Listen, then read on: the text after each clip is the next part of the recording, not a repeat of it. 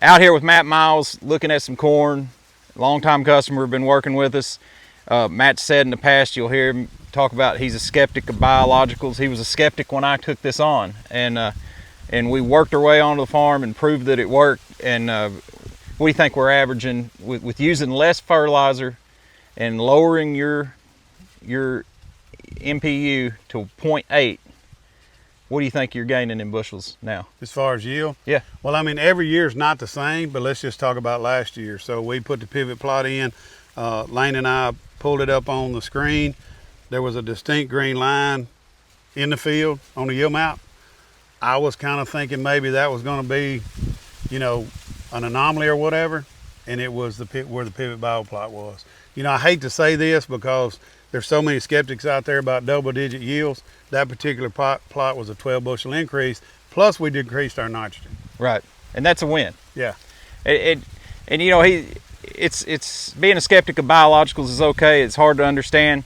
A lot of people ask me why I stick so hard to Pivot Bio and what they do, and it's because of the technology involved.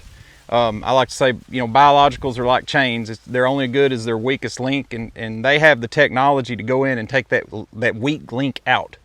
And you can count on what you bought. So when you buy it, it works, as opposed to a lot of biologicals we sell on the market today that all have good traits, but they have a weak link. And so you're not guaranteed a result. And that's the reason I believe that Pivot kind of has the market cornered on biologicals. Well, related to, you know, I always relate things to either farming or sports.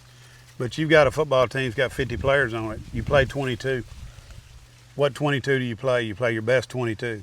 And I think that's what Pivot's done, is found the best, you know, biologicals in that, you know, in that system, and that's the ones they play with. You know, right. Gene editing, they know exactly what they're doing and which ones are in there, because there's good and bad biologicals.